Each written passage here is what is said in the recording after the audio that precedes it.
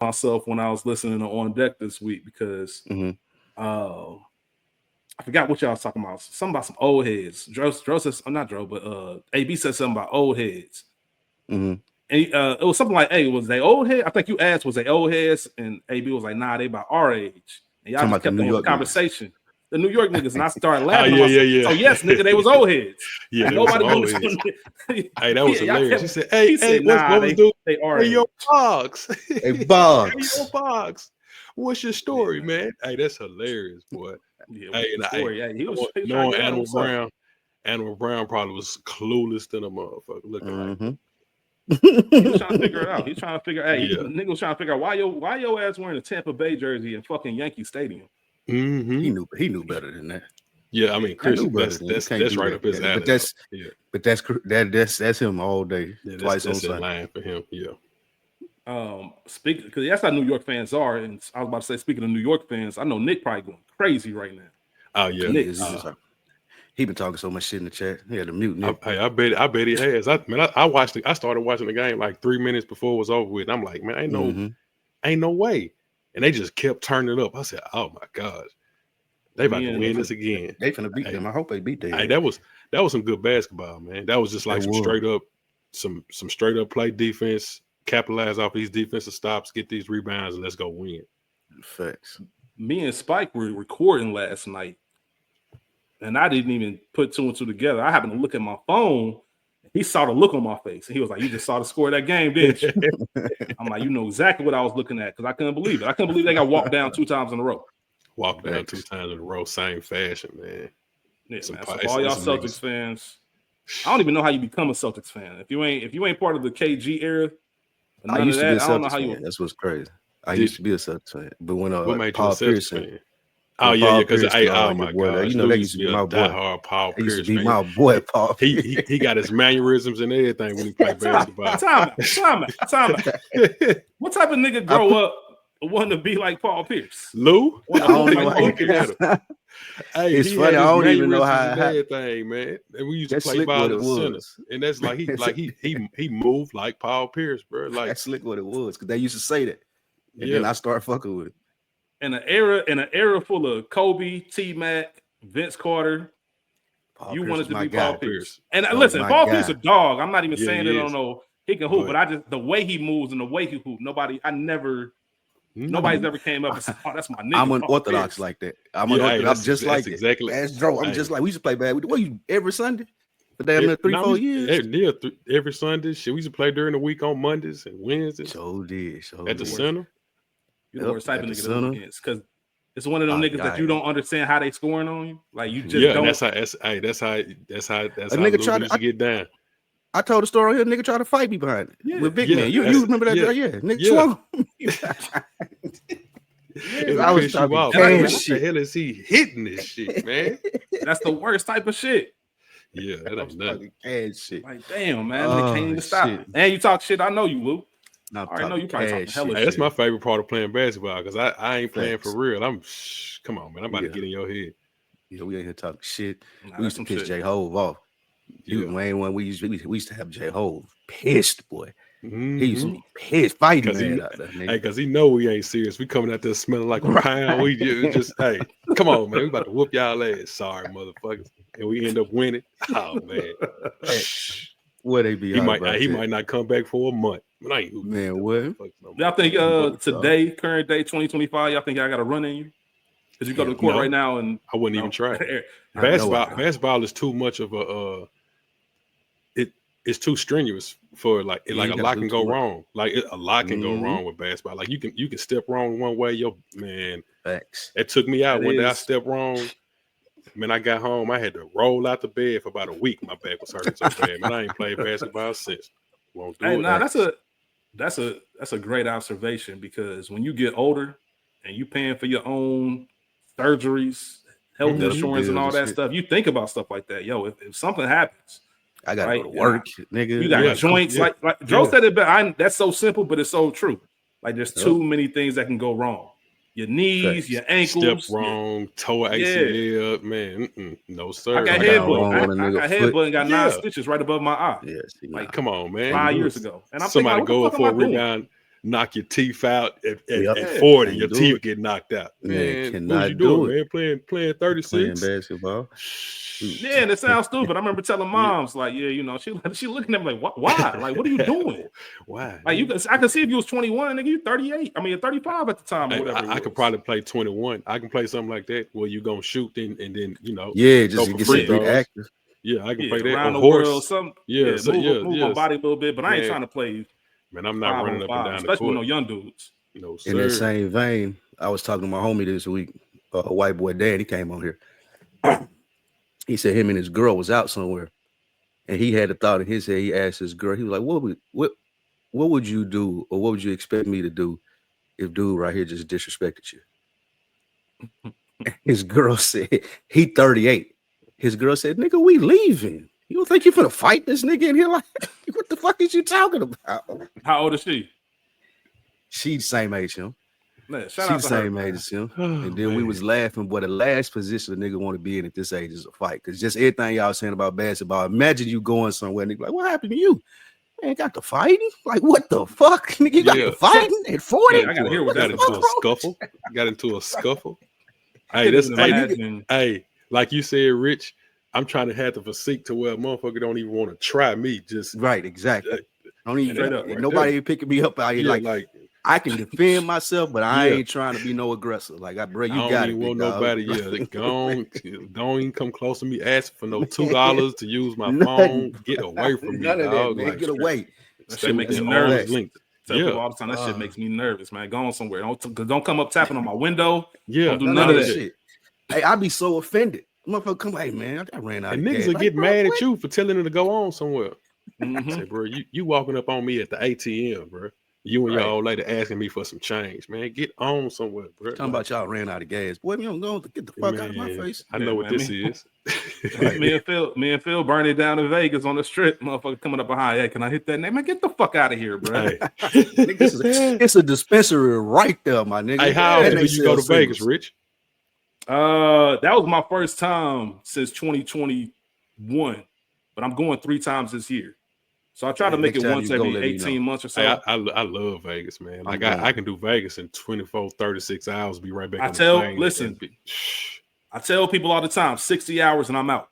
60 is my max. Woo, that's a long time. But I went days. out there. Yeah, I went out there that long, and it got to the point where it's like, man, do I live out this motherfucker? Or what? I need to get back home. Like, hey. And it's funny, Joe, because you know this.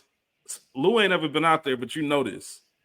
There is no time in Vegas. It's not like I get here at Tuesday, leaving. It's all one big ass. It's all one big ass. Yeah, it's just all combined together. I can't explain it. No, I can't explain it unless you go. Connection. And when you go, you understand exactly what we're saying. When you find out, you ain't been to Vegas, Lou. I ain't never been to Vegas.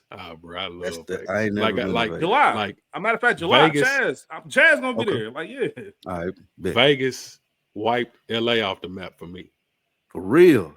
That was my favorite place. LA. Man, LA. I used to, but then like LA got to the point where it was like, it was expensive for no reason. It was like, man, I don't want to be out here, and I'm by myself, lingering around the city, these random ass neighborhoods, going in these random ass stores, and you don't know where you at. And every block look the same. You got Asian massage parlors, a 7-Eleven, a Chinese restaurant, and it's a swap meet around the corner. And it's like, with Vegas though, I found off the strip on Vegas. So when I go to Vegas, I either stay downtown with the old people or off the strip, and I go straight to the desert when I get there.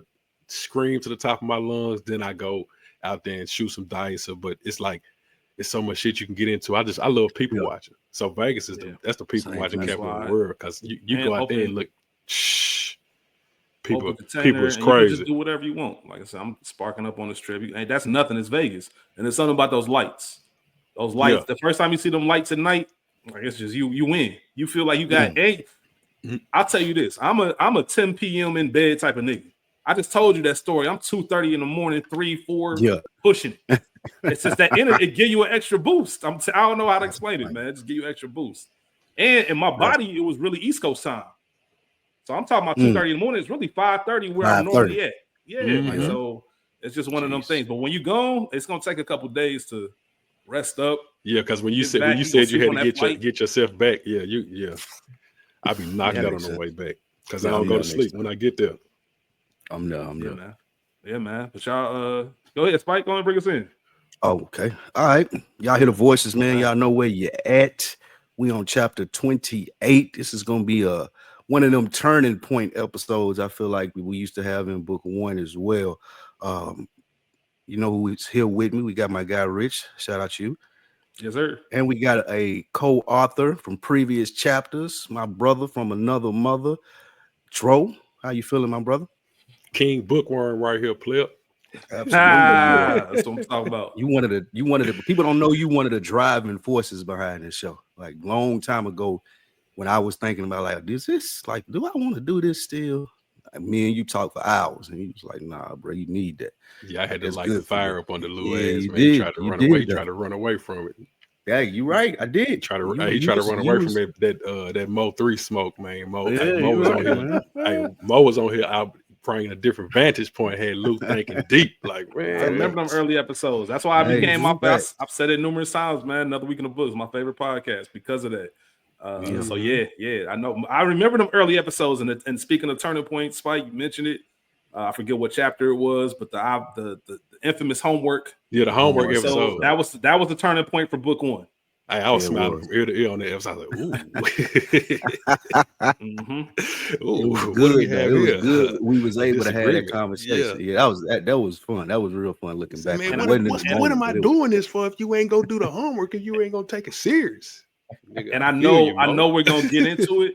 I couldn't wrap my head around it either. I was like, bro, what do you don't do it then? Like my nigga, did just come and say you didn't do it. But he had a great vantage point. I feel like I did too, and we talked offline, and I'm glad we was able to keep that going. But that's part of the reason that Dro is here.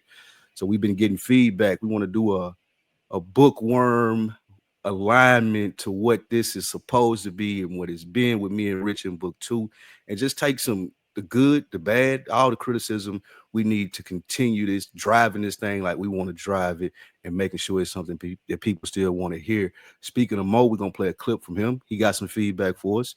Phil gave us some feedback as well. We don't have no audio of Phil, but Rich gonna let us know. And we brought Dro on because Dro called me. Like me and Dro usually text. And he hit me up. I ain't answer. He hit me up again. Like he started the conversation. Rich, guess what he told me? You're a terrible friend. You're a terrible friend. You're a piss poor friend. It wasn't even about that. It was about something else, which I want to ask you too, Rich. The nigga asked me, like, bro, have you ever bought any of your friends a gift? Like, have I? Yeah. You have? Yeah. Like birthday gifts, Christmas gifts? It's more so random stuff. It might be on some. I like your style. It might be on some. Like so. Phil, for example, I remember his birthday right around Christmas, right? Mm-hmm. And Phil always Phil the type of person. Christmas morning, what you doing, bro? Come to the crib, man. The fam through. We done made breakfast. Just come through the crib. And he the type that he'll invite you to the crib just on some GP, and he'll find something if it's an event or a holiday to give you. He got me a bottle of wine. I'm pretty sure he didn't go out and specifically buy that bottle, but he was like, shit, you in our house, it's Christmas, here you go with this. And his birthday on the 28th. So I remember Nipsey Hussle vinyl, stuff like that, random stuff. But yeah, I'm definitely friends, all types of stuff. Even if it's as simple as, bruh, it's your birthday, we going out, it's all on me tonight. See, we done that before, but me and Dro, we were talking about an actual gift. Like that. But gifts, yeah. We was talking about it, like just how we grew up as like just how we were all close, but it wasn't anything that's well, I'm gonna buy this or be thoughtful. We weren't thoughtful of each other, and we didn't realize it. What he was talking about, he brought up a great point. When you get in relationships, like just that women see that because they do that for each other. And if you ain't been doing it as a man with your friends and stuff like that your whole life, you don't really think twice about it. It's like, oh, I'm out. Gal like this. Let me pick this up for her. You don't really think about that because we didn't grow up thinking like, oh, man, Dro like this. Let me grab this right here and toss this to him next time I see him. We ain't never really do shit like that as friends, our friend group coming up. So it was just it makes sense. It's I'm horrible with birthdays. I'm horrible with birthdays. Yeah, I don't know the date, but I know the month. Like, and then like you know how you be thinking about people. I called my cousin the other day. I think it was May 3rd. Some told me to call him. I was like, damn, cuz, when your birthday? He said, shit, today. I said, well, Happy New Year, my brother. You know what I'm saying? Like, I had no idea. Let me ask y'all that in that same vein, because I'm thinking about it now with the gifts. And the only reason I got one example is because it did take someone else to kind of lead the way. It's not something I would have probably thought of. Where'd you get that from? Yeah, I think it was more so of a mutual thing, and me and Phil just got it like a different brotherhood. You know what I mean? And that's all my guys too, man. Like Chaz, like I'm trying to think. I don't think me and Chaz have ever bought each other a gift, but we always hold it down for each other. So I guess that's the men's version of a gift, I think. I think my boy Good, man, my brother Good said it best when we was young, going to the clubs and stuff. You know, it might be $20 to get in back in the days. We were still paying to get in the club. I got you. We get to I'm like, I'm gonna get you 20 back or whatever. He like, bro, nigga, we locked in, bro. That's gonna come back around at some point. Well, it's first round on you. Like, you ain't got to give me that. Yeah, it's always gonna come back around, bro. There's gonna be a time like we ain't about to stop being friends no time soon. Good been one of my best friends since 4th grade. You know what I mean? So it's always just being young, having that mindset and never looked at it. But yeah, it's always reciprocated if that's the case. Just showing up, just knowing, because each friend, I think, it all depends on how they need you to show them how to show up. Yeah. Like, if this person wants me to show up by remembering their birthday, then I'm gonna try my best to remember their birthday. This person might want me to show up just by showing up to their event. This person might want a tangible gift. Like, you just kind of got to learn your friends in that way. But that's interesting. That's very interesting, because we don't do that. It's learning, man. It's learning how to be a better man. Like, it's just with the gift giving and the thoughtfulness and the on different levels for like, just doing like shit fostering, fostering your friendships. You feel what I'm saying? Like fostering, because I struggle with this shit now with my, like, all my friendships are like 20 plus years of friendship. So my wife is like, your kids got daddies and stuff, and they be trying to be your friend, and I'm like, man, I don't what I'm supposed to call them and act like, I don't, like, I grew up with these cats. You feel what I'm saying? Like, I don't really know how to be. I don't know. It's just it's something that it's an everyday process. It's an everyday trial that I'm figuring it out in my old age, because like we all so separated.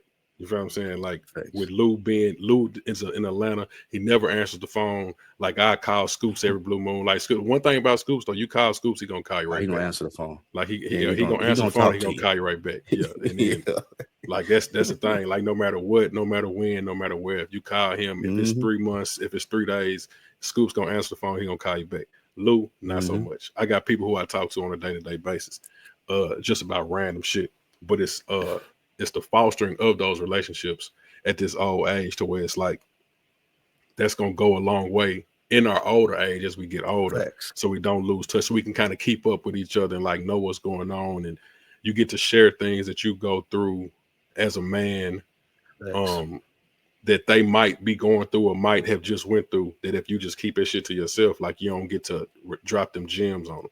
And it's like, a lot of times you call at the right time. Like, man, bro, I'm glad I talked to you today, because I was really about to crash the fuck out and walk off this job, and you put shit in perspective for me. It's just, that's why I like talking to you. And like those things, although I ain't gonna lie, this shit can be draining. You feel what I'm saying? Like, it's like, this shit can be, but it also can be energizing at the same time. Like, I ain't gonna say I can sit right there and talk to somebody for 3 hours every single day. But if I talk to you for an hour and 15 minutes and like, I don't talk to you again for a week and a half, like, it just, knowing that you on my mind, or knowing that we had that conversation, like, those are the type of relationships that at our age we really have to foster and make you feel better. Because I used to go with Lou house almost every day of my life, bro.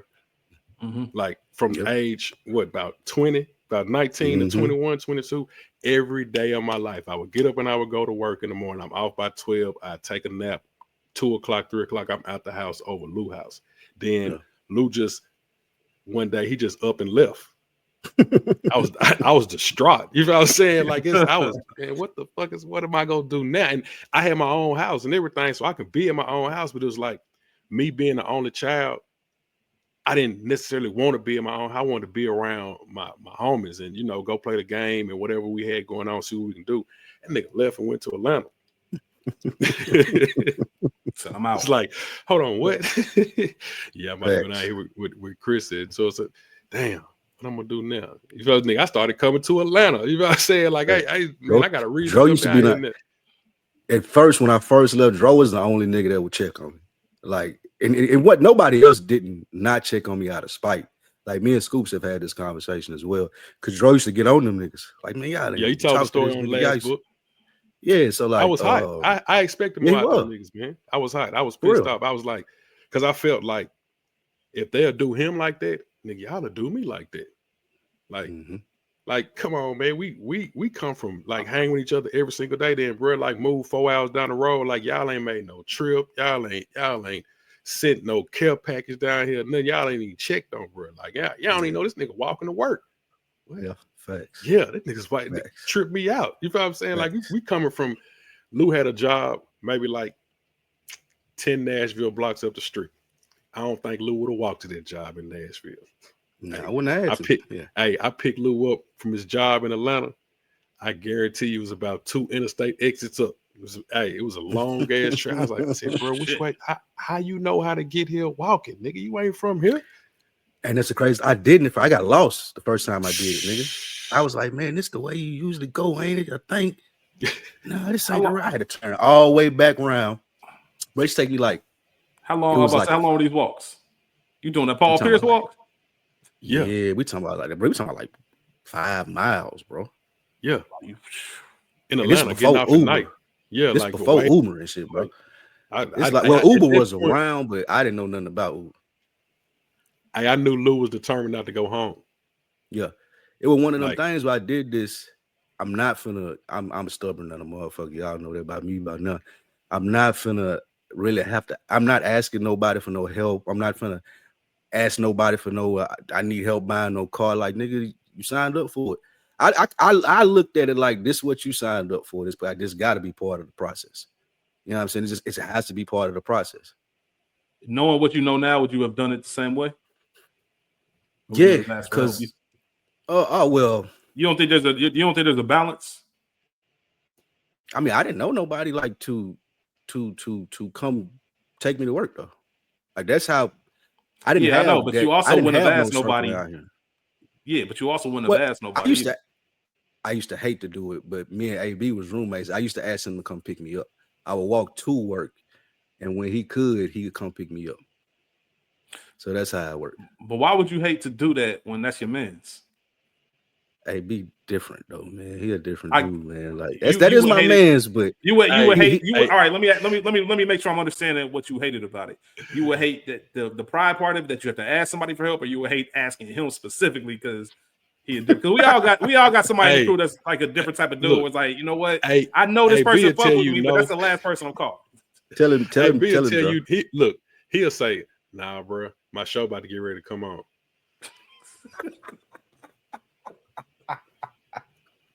Hey, that's what AB will say. It'll like, be like AB so passive aggressive. He'll do something weird like, "Oh man, shit!" Like he'll go through all that. Like he'll make do you that. feel like, you know what, bro? Never mind. Yeah, like fuck it. But you don't want to hear that no. Yeah, to his defense though, as I've gotten old, I do understand him more. That's just his personality. Like it wasn't a spiteful thing. Like it's just him. Yeah. He look at it like, I'm gonna tell you. Knowing him better now, probably the best. This is probably the best phase of our relationship that we had because we were older and more understanding of each other. Just like what Dro was just talking about. Knowing him better now, I know a lot of that shit that like we used to, like the studio stuff. Dro, it wasn't out of spite. It wasn't him being like a mean person. That's just how he is. Like no one had was there before we knew what boundaries was. Yeah, no one was there to teach him like, nah, this how you treat your friends, bro. And like. He didn't have that because he didn't like we knew him growing up and we used to hang around him, but he would like how me and Dro are friends or how me and Scoops are friends, or even shit how me and J Ho friends. Like it's different with AB. He was like almost an outsider, and they ain't saying nothing bad or anything about him. It's just like he just wasn't necessarily like us. Yeah, we live the same life. I already know how it is. You got your crew, and then you got the person that be around the crew sometimes. You know them, you fuck with them. If you seen them out in public, it's dap, it's love them, buy you a drink. but it ain't necessarily like some everyday type shit. So I get it. It's almost by association, but a little bit deeper than that. And it's funny because we all got someone like that. I know someone exactly the same way. But we also got, and Joe seemed like the person that'll share, hey, Joe, I need you to pick me up at 6 a.m. in the airport. And Joe be like, all right, bet, let me make some shake. Yeah. You know what I mean? Like I can pick that up from, like, you know, if you need something, I got you. 100%. Like it. Yeah. That's how Chaz is. Like Chaz, I don't want to say never, but if I made a top 3 list, he's definitely doing it as far as somebody who takes brotherhood seriously. Like, if I call you my brother, like that means that's what it is. Yeah. That's literally what it means. Like, you get the last of my last. Like, if you in some shit, like, I'm defending you to the death. Like, that's what it is. Bro, I was struggling when I first moved down here, bro. Like, he said working at Target, like walking to work. Bro pulled up on me one time. He was like, he looked at me. He's like, nah, bro, you need to go get a haircut. I don't even know you, nigga. Like, I ain't never seen you look like this, my nigga. Like, you need to go get a haircut and I'm gonna pay for it. Like, I don't know why you ain't been getting one, my nigga. Like, I don't know what you on, but yeah, you need to go take care of this. Hey, like determined, man. That shit never said nothing else about it. Like, what we had. He was determined. Yeah, he was determined. That's why I was so upset at our other homeboys for the lack of what's the word?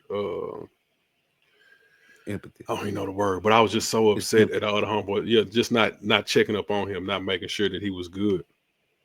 And it was let me ask you something.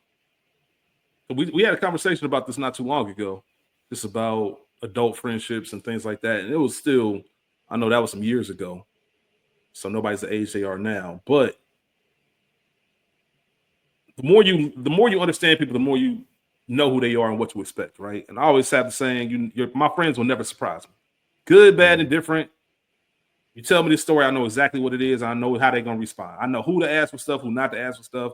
I know who's going to show up, who not going to show up, this, that, and the third. Joe, it feels like you don't care about none of that. Like, bro, we have a responsibility, and I don't care if you are this type of person naturally. Y'all need to check in on him. Even if you know it's somebody who never picks up the phone, or you might only talk to her every now and then. Now pick up the phone, bro, and check on Luke because he's gone. Like, am I right about that? Yeah, they don't none of this shit matter. You got to check on him, like, because it was like somebody made a point. An example was, if your friend helps you move off the 3rd floor in the rain, you owe him a favor for life.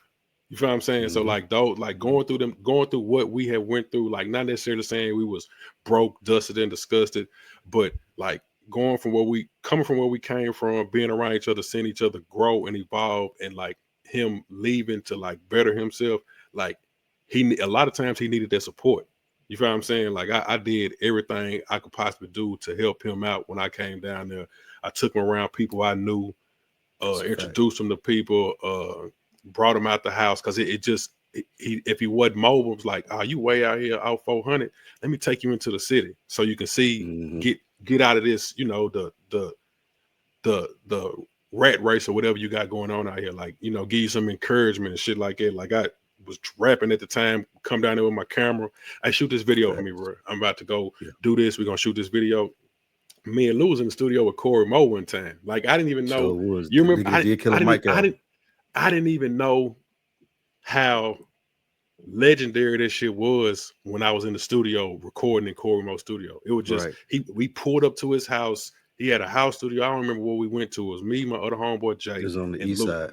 Oh yeah, and we pulled up. I know where it's at now. Yeah, that's Corey Moe. And when I went back, it's like, oh shit, that's the nigga who was doing our Pimp C stuff. And you feel what I'm saying? Like, it was but like that. If Lou told me that that's what he was trying to do, be into the entertainment industry and the podcast space, look, these people I know down here, I'm gonna put you in the area, the vicinity of them. You got their number. You can call them when I'm not around, because I introduce you as, here, take care of him whenever he can pick up the phone and call you. And that's just, I feel like that's needed. Not necessarily needed, but I feel like you are tasked to do that. That's your responsibility as brothers. Because me and him only children. Like, we don't like. I tell my kids now, like, they be bickering and fighting and shit. I'm like, man, look, y'all. I grew up. I was always the outsider when I went over people's house. Like, they had brothers and sisters. Like, I was the only child that was coming over here to hang with them. So, like, a lot of times, I was welcome, but I wasn't a brother or a sister. I was just a cool ass friend. it wasn't too many of us in our neighborhood. It was me, you, and maybe Jovan, who was only children, who like was in the vicinity of what we had going on. So we related on that, and it was like, man, bro, down there, he don't got no brothers, no sisters. He like, we are his brothers. You feel what I'm saying? Like, hey, it ain't easy. Like, what is y'all doing? You feel what I'm saying? Like, if y'all can sit around this motherfucker on the weekend and do absolutely nothing, like shit, 3.5 hours, bro. Like, we can get to Atlanta, we can come back the same day. And at this time, I'm like, man, we taking day trips to go to Hawks games and come right back. You know what I'm saying? Like, I don't know if you drove at night, but you know, drive when you see that black dog across the interstate, you know, you got a little bit too tired. It's time to let somebody else drive. Like that type of like I was taking trips like, yeah, like, man, you see that black dog running across the interstate? Nah, well, hey, if you don't want to ride the road, you might want to start driving. No doubt. I ain't gonna make it. I think, and one of the things that's true. One of the things that Dro understood, he knew how determined I was with it. And again, it wasn't a malice thing from my other homeboys, but like he said, we hung around each other every day. We had like established our little shit that we had established in our city, and their sentiment was more like, man, he need to bring his ass home. It wasn't. I want him to work it out down there. It was like, what's there? Tell him come back. He know he gonna. They were looking at it like shit. He know he gonna be straight if he come back. Like it ain't nothing to get back in to what Lou was doing, but he the one that's choosing to stay down there. But Dro didn't look at it like that. He the only one left. Like that was grand to me at that time of our life. Like, bro, got up and he told the story. It was Chris, Lou, Broadway, Tracy. Broadway and Tracy dipped. Like it got too hot. Them niggas got up and went back home. You feel what I'm saying? Like shit, Chris married his high school sweetheart, and like Lou was just thugging it. You feel what I'm saying? So it's like, he really want to do this. You feel what I'm saying? Like AB had every reason in the world to be down there because he done, you know, he done established himself in this area with his new wife. So it's like, hey, he got his partner down here. So when times get bad, like he got somebody to talk to, somebody to, you know, bounce ideas off of, somebody to go do shit with. Shit, Lou didn't have it. So it was, I knew it was serious at that point back then, 2011, 12, whenever it was, I knew it was serious. That's why when I call him and I fuck with him about these podcasts and I tell him what I tell him on my on my observation of what he doing, I can talk so quote unquote strong to him because it's like, hey, nah, that's real. That's real. What do you? Before we get into that, I just want to know, what do you think it is within you that makes you that way? Because not a lot of people are that way. They might say they are, they might want to be that, but the accountability of like, you my brother, like I'm not going to let you give anything less than what I know you can give. Like, what do you think that where did that come from? I'm hard on myself like that. My dad's the same way, but like he was hard for it, like for all the wrong reasons. To where it's like, bro, like come on, man, like you giving me, you ain't putting no candy around the medicine. You just coming with straight medicine, like take this, like nigga, you gotta sauce this shit up a little bit, bro. Like we got our own motion, like we doing shit, we moving and shaking how we want to move and shake. You coming in here with this old bullshit you talking about, like, bro, I'm not listening to this shit, dude. Yeah, my friend said he saw you over there and you need to stay away from over there. Hey, dog, I got love over here, man. Leave me alone. You know what I'm saying? Like, yeah, but stop talking to me, dude. Like, go on and figure your shit out. Leave me alone. But it got to a point where him being that way, I have a lot of his, like, of course, DNA, I got a lot of his ways by default in me. And like he the same way. You know what I'm saying? Gonna hold a motherfucker accountable. Like he gonna say what need to be said. I really don't care how you feel about it. Because if we close and we got love for each other, like, yeah, we gonna hurt each other's feelings. Maybe you might tell me I hurt your feelings, you might not, but you gotta know it's coming from a place of love. And the relationship I have with my homeboys like that is like, I try to be the same way in my relationship with my wife, and that shit don't work because you have to take account of a woman's feelings, and you know what I'm saying. Like before you tell them some real shit, you got to be like, "Oh, facts. I'm sorry you feel that way. Is it anything?" You really got to get your words together because you can't just come to them, just come in hot. They gonna why is your tone like that? Are you listening to what I'm saying, or you just listen to my tone? Like to how I'm talking to you. Yeah. Come on, man. Like I'm passionate about what I'm saying, but like with with my homeboys, it's just that was something that I always wanted there for myself. I always wanted people to hold me accountable. If I say I'm gonna do something, I'm gonna do it. If I don't, call me out. Like let's do what we say we're gonna do, and let's make this shit shake because we all great at the end of the day. And if you don't see your greatness, I see your greatness. So Dro was the nigga that walked in the chill. Go ahead. I was gonna say he's the nigga that walked in the chill session. Like y'all niggas in here bullshitting, man. Nigga, you said you right. And niggas like rolling their eyes, like, man, come on, bro. We chilling right now. Don't nobody want to hear that shit, bro. But he didn't care because of what he's just saying right now. He didn't. It wasn't no. And again, it wasn't never from any place of malice on another nigga side that he was talking to or his side. It was just like what he's saying right now. Like he embodies that in real life. Like he would be the nigga that like. Nigga, you said you was gonna do that shit 3 weeks ago. Nigga, like, I ain't whatever. Like, you know what I'm saying? On some shit like that. Yeah. Did you ever, and just real quick, has that ever led to any like real contention or falling out with anyone because you were that way or that aggressive about it? Or did it ever lead to did you ever reach a point you was like, you know what, fuck it. Like, I've talked to this person X amount of times. They not listening, so I'm done talking to them. Mm-hmm. Yeah, it's led to both. It's led to, what nigga, hey bro, you got to pull up so we can square up, man. Cause you keep on bullshitting like that. You remember we did that? me and him traded punches one time. Like it was leaving the mix factory. Oh yeah. And he always used to have to be in the house. I always had a curfew. My pops was always he always had a curfew. And we done talked about it on here. Like I ain't none of that. I ain't had none of that. Like when I pull like my mom would be mad, of course, but it wasn't no you gotta be in the house at a certain time. And like we had to leave early. Like he was like, bro, I gotta go. He kept saying, bro, I gotta go. So it got to the point where like we yelling at each other. Big D was in the back. We traded, like it wasn't nothing serious, just two back and forth. And then I took him home. I had a ring on, so it scratched. But I took him home. Next day he was on the phone. Like nothing happened. Like next day he was like right back to like, yeah, because again, me and him only children. Nigga, they knew what I was up against, Rich. They knew what I was up against, man. My pop said I had to be home. I feel him now. because he was gonna be on punishment if like you late and we dragging our ass like, bro, you sorry, dragging y'all you ass. roll with me, with me. I'm sorry, bro, but that's y'all about to have me on lockdown for 2 weeks, man. Out here dragging y'all ass. It's the beginning of the summer, man. Take me home, nigga. Y'all can come right back. And the thing about it, though, like I said, we was on the phone the next day. It wasn't no beef or anything. Like the next day, we was like, "What time you coming out today?" You know what I'm saying? Like swing through and get me when you come out. So yeah, like me and Dro always been like, we started calling each other brother because of what he was saying with only children. We was only children, so we meshed in that way. Well, now this is my brother right here. Like he would even introduce each other to people like, "It's my brother right here." So no doubt, man. Well, Spike Lou, chapter 27, you teased getting some feedback, and I knew it was Dro once you said it, because of everything we talked about, just the accountability. And I want to make sure I say this, even when you were saying it, I don't think anything that Dro would ever say is criticism. I always think it's feedback to what we just talked about. As listen, I see the potential and I see the sky, like, and I want to make sure y'all get there.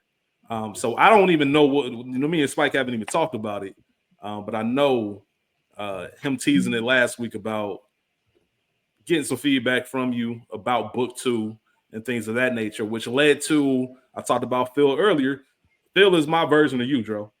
Yeah, I heard you say that. You know what I'm saying? Yeah, he's my version of you. And he always, literally every single episode, he'll just live text me random stuff. I'll look at my phone. I might be doing something, look at my phone. I got 3 messages from 3 different parts of the episode. And him talking shit or doing something. I'm like, brother, man, stop texting me. He was texting me after that episode, and he was like, "Man, I can't wait for next week's episode. I wonder if it's the same feedback I got." And I'm like, "Well, damn, nigga, you got something too?" He was like, "Nah, it ain't nothing feedback." Like, you know what I mean? And then, which led to us asking Mo, and Mo gave us some feedback. So, Spike, I'll go ahead and let you introduce it, and we'll no, I'm gonna throw it to Dro. We're gonna throw it to Dro. Okay, yeah, Dro, yeah. Hey, so look, it was on my spirit to call Lou that morning when I called. It was morning time. Saturday morning, I said, "Man, let me call this nigga and tell him how I feel about this shit." Because I listen to the pod. That's the first thing I do in the morning.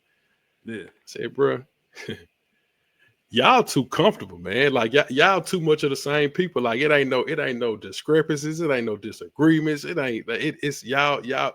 Rich say something, you agree. You say something, Rich agree. It's like, hey, we need a little bit more than that because y'all two single men, and with Mo not being here, y'all losing a whole lot of us who are in relationship with kids because we can't relate to the shit y'all talking about. Because it's like, hey man, y'all niggas ain't got to wake up and think about nobody but y'all self. Y'all ain't got to think about nobody but yourself. Hey, I said Mo said the same thing. Mo brought that back. Look, Mo brought the balance to where it was like Mo was so far right, Lou was so far left. The balance was in the middle, so everybody can relate. Like I'm gonna take. I learned so much from Mo in book one, just on how to like, man, that shit he did when he left the pod to take a break, and was like, man, look, I'm telling y'all, I'm about to take a break real quick. I'll be back. Boom, boom, boom. I hit him. I said, bro, like, I appreciate the hell out of you for doing that, man. Cause it was like, you the man. Like I randomly hit Mo up, be like, man, Mo, you the man. You're like, Joe, what you talking about? I'm just letting you know you the man, Mo, because you are genuinely yourself. And the things that you do, the things that you made Lou think about, like, I don't expect you and Rich to think about the shit that we had to consider being men with wives or, you know, in committed relationships with children because y'all don't have children. Y'all don't have wives. Like Lou, he was like, man, I don't want to be lonely when I get older, man. I don't got nothing but my mom. And like, you know, she getting older. Nigga, it's the ghetto over here, bro. Like, it's like, I look, I'll be your birth control, my nigga. You feel what I'm saying? Like, I hit, bro. I said, bro, like, I'm going to put it like this. I said, my case is a rare case because I'm married. We got 5 kids. It's a blended family. So mine is probably to the extreme. I said, bro, like all it's 300, girls all girls. I said, it's $300 to $500 a week. Nigga send me his food bill. He sent me his food bill. I said, out the blue. Nigga, guess what I spent on food this week? Look, I said, check this out. I said, and that's going to the grocery store. That means I got to cook this shit and clean the kitchen up. I said, now check this out. If I go out and get them takeout, Zaxby's, Wingstop, Wendy's, I got 2 kids that love sushi. It's $300 to $600. And I said, guess what? When you go out and get takeout, guess what you still got to do? Buy groceries, because these motherfuckers gonna want to still eat some shit after they get done eating some other shit. Man, my 6-year-old, she eat more than me, dog. I'm 6'2", 225. My 6-year-old I'm hungry. I just ate some rice, but now I want some pizza. But can I get some sushi too? I want some noodles. Can I get a snack? Bro, she bust down 7 halos. They just so good. They just so good. You look up, you buy a bag of halos, you look up 2 days later, them bitches is gone, bro. Like it's like, hold on, man. Like, where's all the halos at? Man, you go in her room, she got all the orange peelings in her trash can where she just done went in there and bust them down back to back to back. So I basically told Lou, I'm like, bro, like, I understand and I hear what you say you want out of this podcast realm about this entertainment life, but like, nigga, you too comfortable, man. Like you're not hungry enough because when you go to the gas station, you can put gas in your car. When you go to the grocery store, you can buy your food. When you go get takeout, you can buy your food. Like you can go get your haircut every week. Whatever you want to do every week, you can do that. That's why you're not hungry. That's why you like when y'all say, man, I ain't gonna do no content. Like, nigga, y'all too cool for school. Like, it's like, hold on. hold on. Wait a minute. So you mean to tell me that I'm giving you the recipe for the Long Island iced tea, but you gonna make it your way? Okay. No, that ain't how they work. Like y'all know the recipe, but I can see Rich, I can see Lou. Both y'all niggas comfortable, man. Like y'all, and that's not a bad thing. Like y'all, I'm not saying y'all content, but it's just like, if Lou had all this podcast motion right now and he was walking the Target, guess what Lou would be doing? Some goddamn content, some get readies with me. You know what I'm saying? Like, I'm about to go get a haircut. You're like, it'll be a whole lot more of an internet presence with the both of y'all with this. Like, Rich mentioned a book club. I put a comment on the page. Hey, start that. Let's do that. Man, nothing came of it. I'm waiting on it. Like, come on. Damn, like, okay. Look, bro, it all go with we bookworms. Like, when I was thinking about what this shit was, it's like, man, we bookworms. Like, you know how they got every podcast has whatever they call their audience. Yeah. Like, y'all got bookworms. It's only right now that y'all too, like, because that's the way you tie in us who have kids and us who are in committed relationships is through different avenues of what y'all do outside of this shit. And when you bring up books, like he was like, oh yeah, I've been on Jason Wilson. Like, oh yeah, I like this nigga. I like his style. Did Lou ever tell you I got a homeboy in Cleveland? If you ever need somebody to maneuver around the city with? Nah, I don't know. Maybe I don't know if he did or not. Hey, who in Cleveland? Do I know? My tattoo artist, Dan. If you want wings in the strip club or you want to go fishing, Dan is the man. You know what I'm saying? Like old head, like I've been knowing him like 15 years. So like the introduction could be made and it'd be like you'll be introduced by me. You can hit him up whenever. Like it's just like I told Mo the same thing when he was in Florida. Like I got a cousin who lived maybe like 30 minutes to an hour away from him. I said, bro, if there's anything you ever need, you can call my cousin and she'll take care of you. Just tell her that I sent you down there. Like it's like if I can offer that olive branch to my people, because I don't know what it's like to be in unfamiliar areas outside of my city. Yeah. But a lot of times when I was traveling, like I travel by myself, like, man, you going by yourself? Yeah, bro. I don't have time to be on nobody else's time. Like I'm trying to wake up at 7:00 in the morning, hit this breakfast spot, go here, and I ain't got time to be waiting on nobody to do what I want to do. I don't even like waiting on my wife. Like she don't even think time is real. You know what I'm saying? It's like, hey man, I'm trying to. She feels the anxiety. Like don't start this shit. Don't even look at me. I know what you about to say.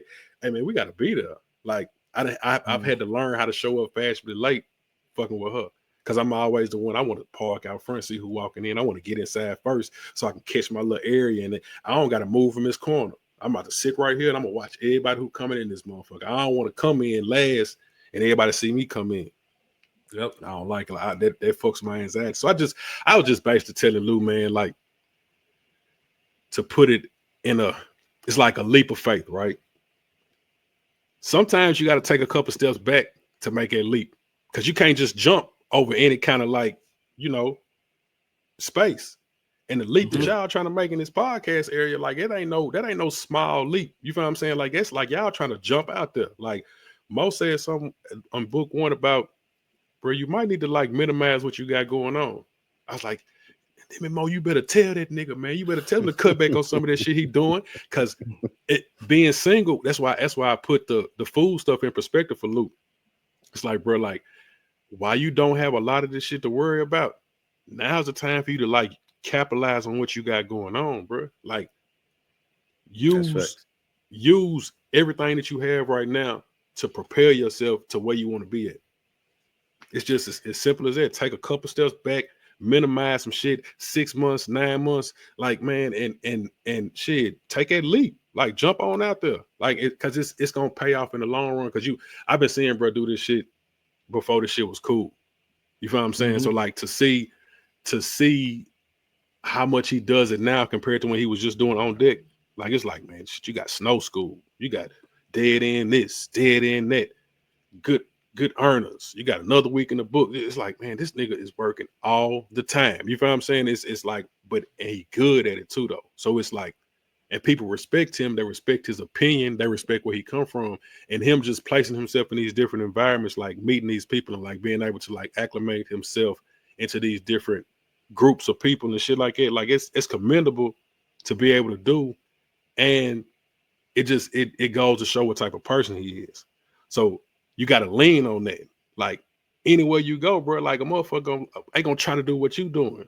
And it seemed like you the same way. Anywhere you go, they gonna try to do what you doing because y'all both genuine individuals. So shit, like I said, y'all niggas, I said, man, y'all niggas just rich. At the end of the day, like y'all niggas got too much, y'all got too much going on and don't even know it, because y'all ain't hungry. I can tell you that, because y'all sure don't do what y'all would do if y'all was hungry. Because I guarantee you, if you only had to put $5 in the gas tank, guess what? A camera be coming out trying to get some ad money or some, some followers or subscribers somewhere.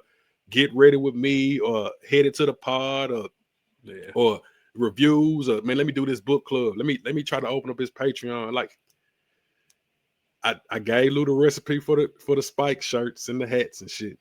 Did Lou follow the recipe? Ask Lou, did he follow the recipe? He told me what's up? You follow the recipe? He told me just do the hats. He said, first of all, it's too much merch.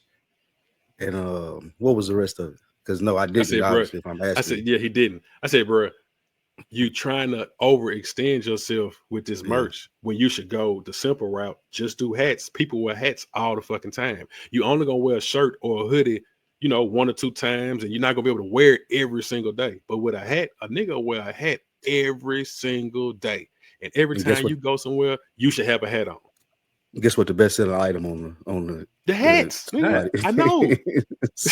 No, I'm not surprised. I ordered a sweatshirt. I know you motherfucker didn't come. Like, yeah, I need to send you the thing. But here got a thing about how doing this and putting yourself in a place and how the universe talk to you. I put it on everything I love. A nigga called me today, Sam, my homie, and said the exact same thing that you said. He said, nigga, why am I looking at this light-skinned nigga on my feed that I don't know who it is, that I don't even follow? Why am I seeing this person on my feed that I don't even follow? And here you go. You do these podcast shit, and I never see you on my fucking feed. Why? He said verbatim. It's crazy that we had you on today and you said that. And he said damn near the same thing that you just got through saying for the 2 minutes she was talking. He sent me a voice note out of the blue. Like me and him talk. Oh, that's my homie. We went to high school together. He was freshman, I was a senior. So we always had this kind of like relationship. We'll give each other feedback in our careers and things like that. And just out of the blue, he hit me. He was like, because he knew I started a new job. He said, bro, you about 60 days on the job. How that's going? And he was like, nigga, where's the fucking content at, bro? Like everything that Dro said, I literally got that in a voice note today. He was like, nigga, I don't give a fuck if it's whatever. He said, nigga, film some shit 30 minutes and just drop the clips, nigga. He was like, why you not on my feed, bro? All right, let me step in real quick because I have thoughts as well about everything and want to get into Mo's and Phil's and all that stuff and give my thoughts on what Dro said as well. But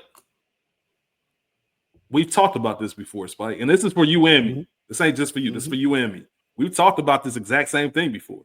We had an episode when we talked. I said it. I said not enough people laughing at us. To Dro's point on that, like y'all too cool shit. I'm like, we gonna have to get out that cool box and we gonna have to say fuck it. Some people gonna have to laugh and say what these niggas doing, and then laugh our way all the way up to the top.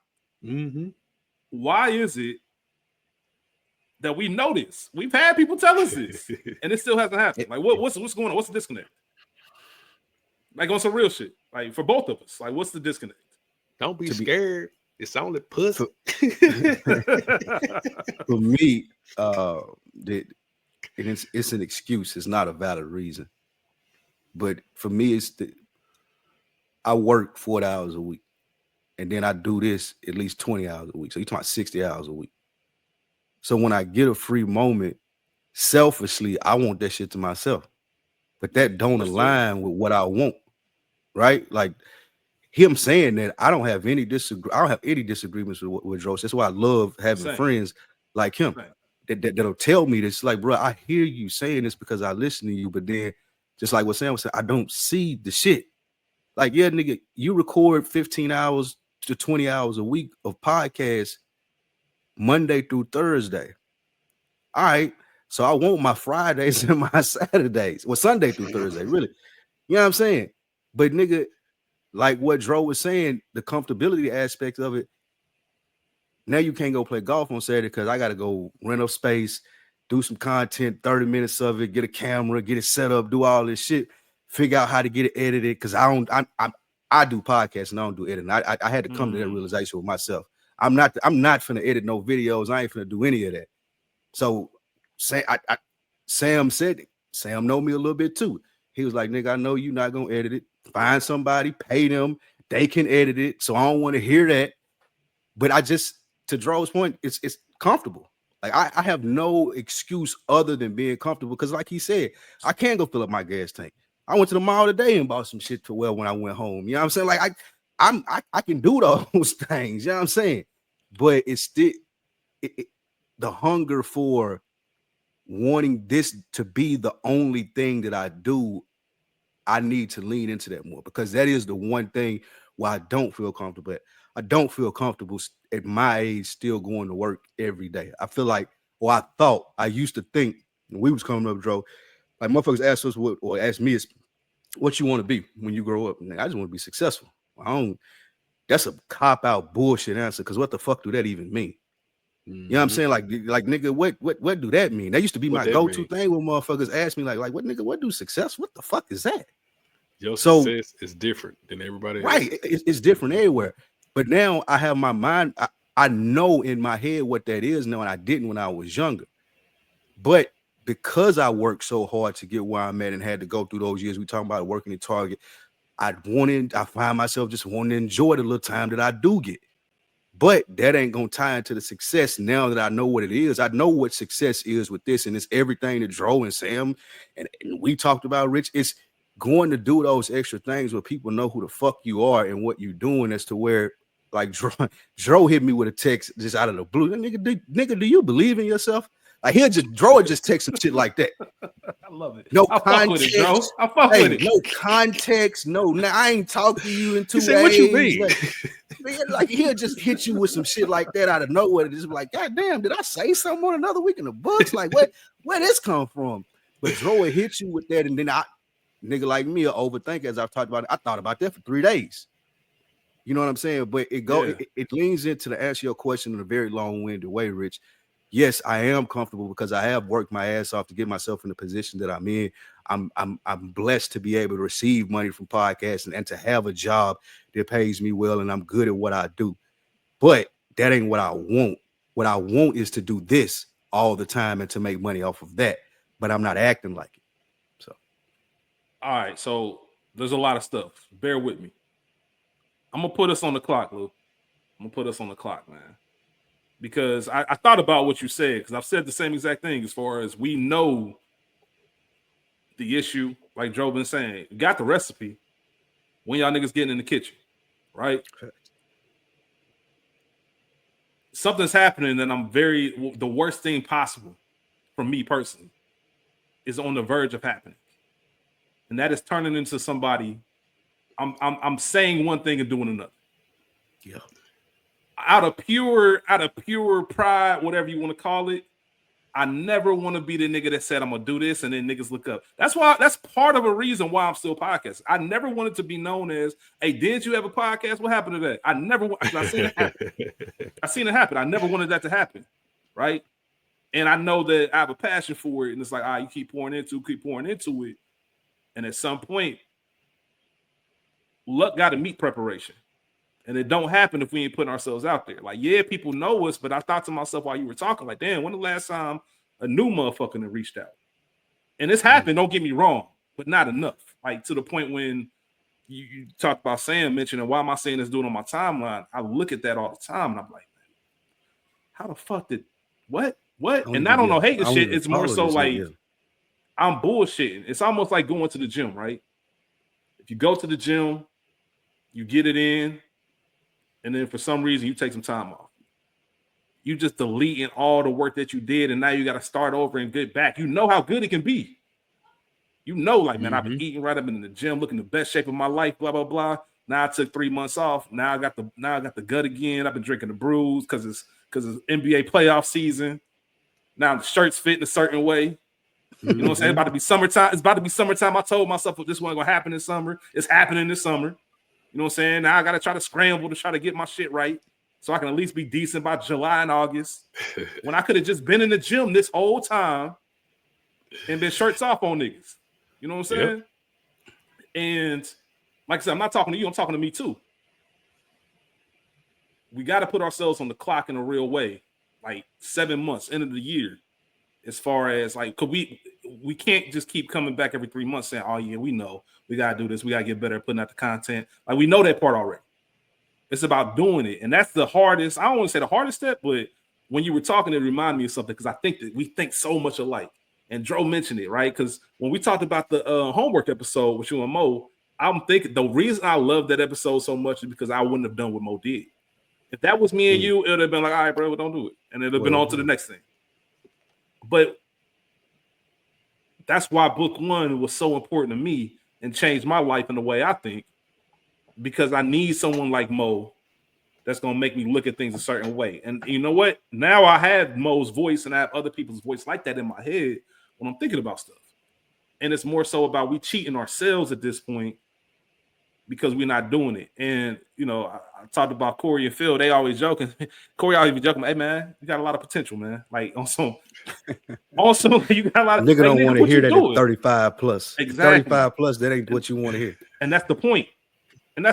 Like start doing this shit. Start doing this shit for real. Like take yourself as seriously as some of these other people do it, because that's what's gonna take you to the next place. And I think part of it, to your point, we gotta do one thing at a time. And the reason this came into my brain, because you were talking about, like, I gotta do this, I gotta get the camera, I gotta rent a studio space, I gotta find somebody to edit. It's way too much. First, just do the first step. Just do that. That's all you, because when we start thinking about everything that it entails, that's what makes you sit on the couch. Because I'm the same exact way. If I start thinking like I got to get up at 5 a.m., I got to do what I need to do, eat, I got to drive X amount of minutes to the gym, I got to get ready, I got to, stretch, I got to get my workout in. Shit, I'd rather just stay in the bed for them couple hours. You know what I'm saying? Get some little extra rest. When I think about it as far as all the stuff you got to do, when it should be just like, you know what? You just got to get up at 5 a.m. Yeah, just do this one thing. And once you get up at 5 a.m., everything else just naturally flow. Your body knows what to do. You up and moving at that point, and that really says something about who you are if you decide I'm up and moving, and then I want to get back in the bed. Nah, you already up. Like there's a lot of people catching Z's right now. We getting a head start on everybody. I'm about to go get this knocked out. And every single time, whether it's, we talked about the phone calls earlier, whether it's a podcast episode I don't feel like recording that night, whether it's reaching out to someone, every single time I tell myself, man, I don't feel like doing this. And every time I do it, I feel fucking great. Yep. You know what I'm saying? Like I feel fantastic the fact that I did it. And you just kind of get that energy from all over the place. Joe, you 100% right in your observation as far as, and because Phil said some of this, I'll kind of paraphrase what Phil said. He was like, man, I like what y'all do. Like, I'm not saying anything like that. I fuck with y'all. Y'all both dope at what y'all do. I don't know if it's what I thought it was gonna be. Because when y'all started out, y'all talked about the accountability aspect and this, that, and the third. And it seems like recently it's kind of y'all done turned into like JBP light. He said, which is cool. Up with JBP.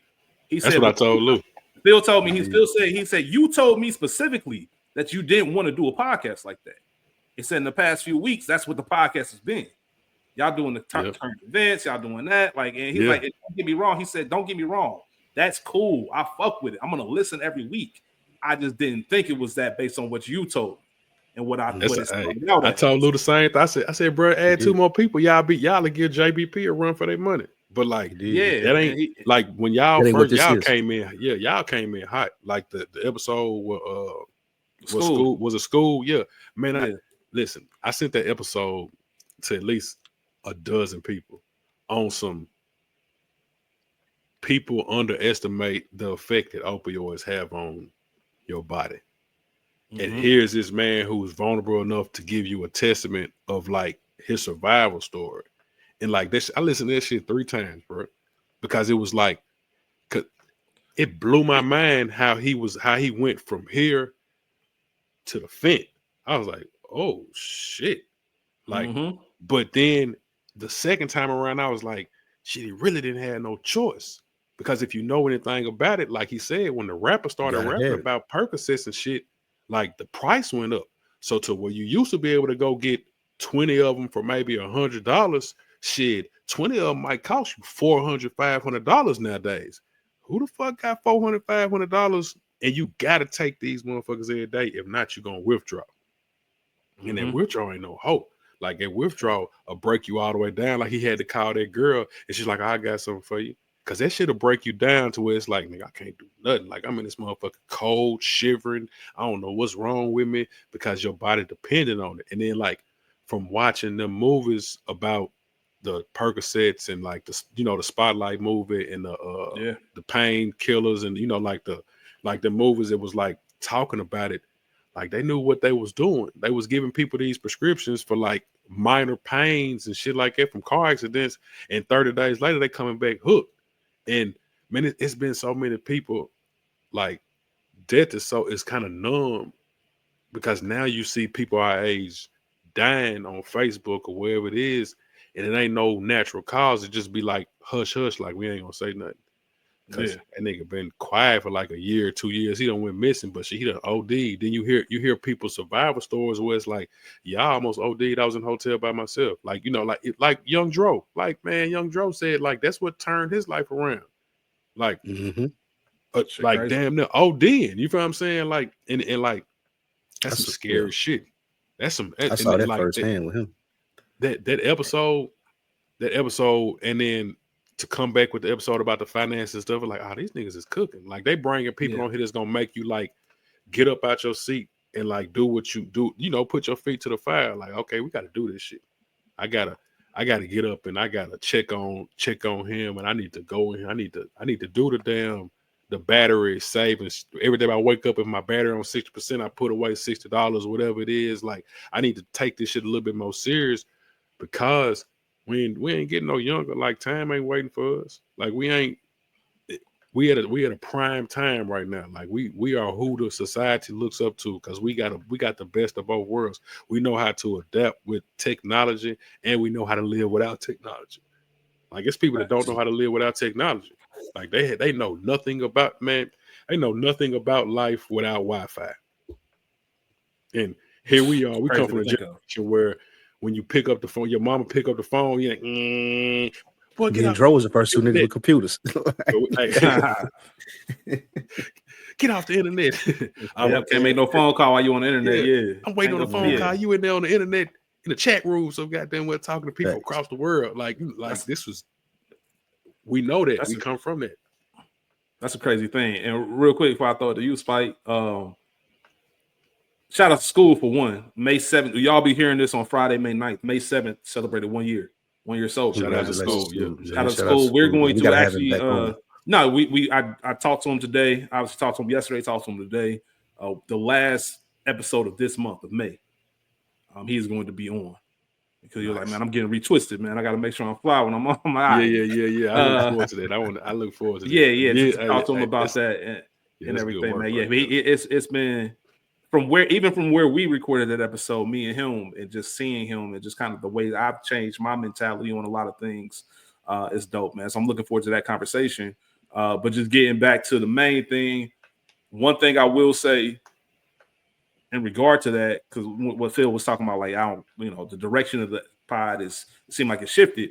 I will say that's something both of us can do better of, because me and Spike really don't do too much pre-production. It's more so, I bet it might even be Thursday the day we're recording that morning, like just shoot a couple ideas over, and what you got today. And I'm like, you know what? You're absolutely right. That's probably why. And I've taken that approach now with all that podcast I'm a part of, because let me prep and actually have a guideline for what it is. One thing I love about On Deck, you know what you get. Oh, yeah. And people are always familiar with the Culture Garden, right? You know what you get. You know the topics, you know the category, all of that's going. And that's one of the things, like, man, we need to establish that here. That way it's not so much of a freestyle. Nothing wrong with some freestyle conversations, but at least people know. And that way it keeps us accountable, too, to make sure it's not just JBP. Like, we got some meaningful things, because the whole point of this was that every episode, whatever we discussed, we wanted to make sure we left with a solution. You know what I mean? So there's some things we definitely got away from. Yeah. And I also, hey, we filling ourselves out and figuring out what it is. But this is that turning point to where it's not, all right, bet. This is that facts. This is people noticing. Yeah, this is people noticing, like, y'all cutting quarters. And to that I'll say, I ain't gonna say it pains me to say this, but this is gonna be difficult for me to say and propose to you, Rich. But I do feel like the first solution, especially because me and you talked about putting a business plan together and doing these different things with all the podcasts that we do. And I don't have this commitment to anybody, Rich, but listening to Dro, listening to Mo's feedback, listening to Phil's feedback, this is a podcast where a business is almost like a marriage.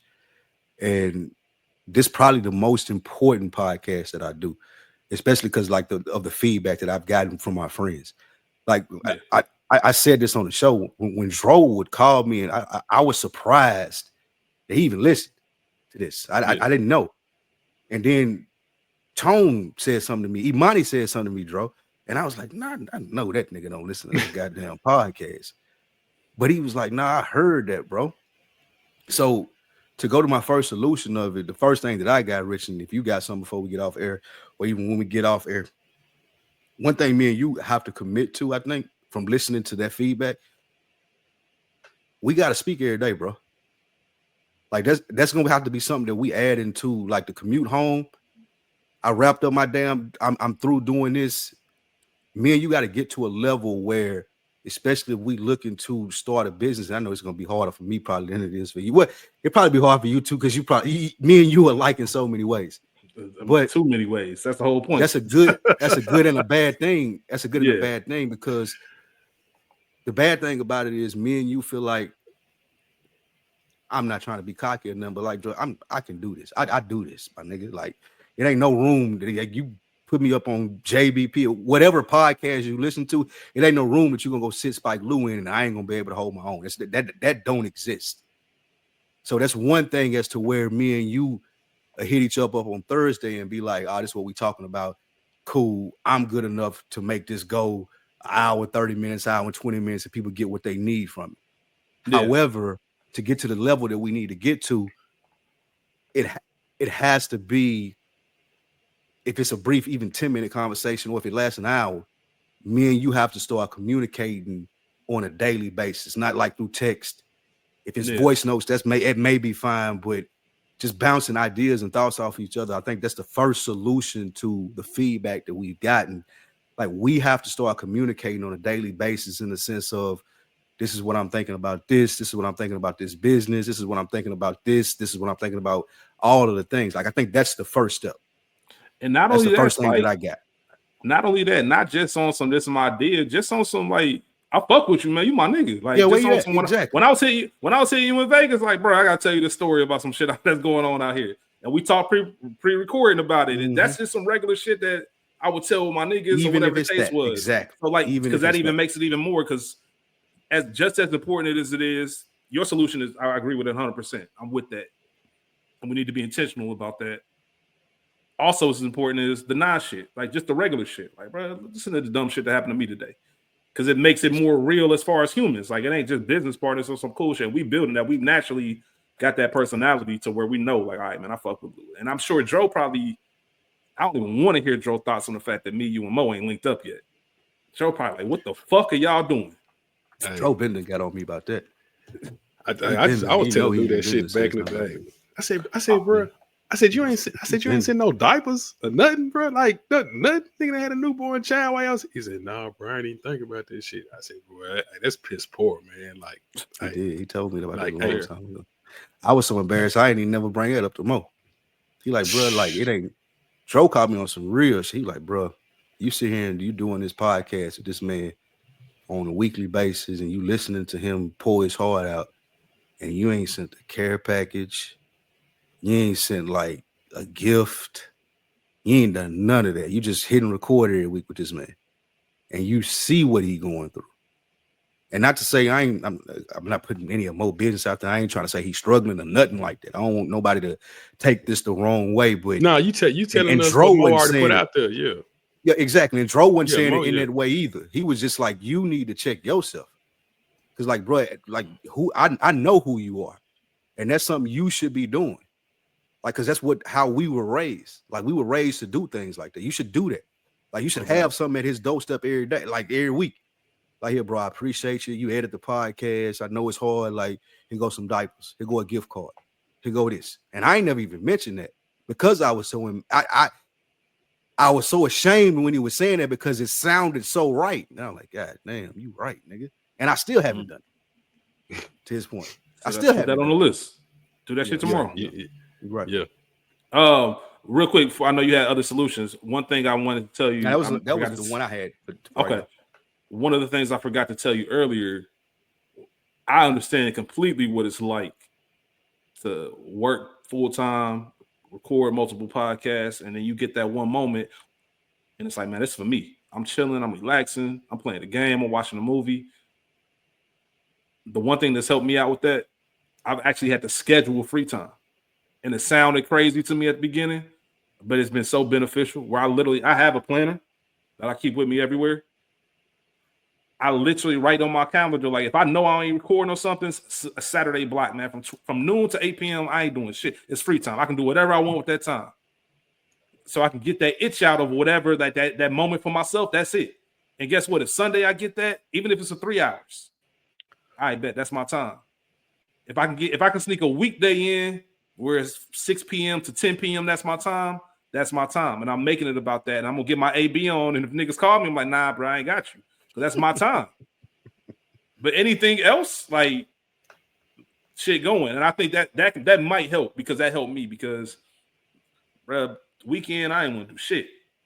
And I was like, nah, I'll do this, but I'm going to reward myself too. Something like, who it was that was telling us. Was it David or Lawrence? Either way, tell them, man, make sure you pay yourself first. Paying yourself ain't just money. You know what I mean? That's time too. Like, so make that time for yourself to where I'm golfing at this time. And guess what? I'm doubling up. And after golfing, I'm using the next 8 hours to not do shit. So that's going to be my time. But you know the rest, that's your time. Take advantage of it. Yeah. Tell yourself in your head, it's going to go fast. You're going to look up like, damn, I can't believe that time gone. But once it's gone, now you're back in the routine of things. It might be the little recharge that you need. I don't know. That's just my 2 cents.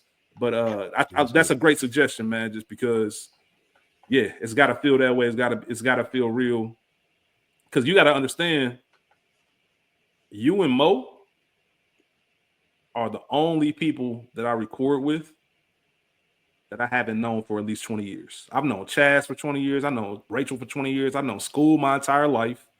I know Phil damn near 20 years. You know what I'm saying? Like, we do the Bengals podcast.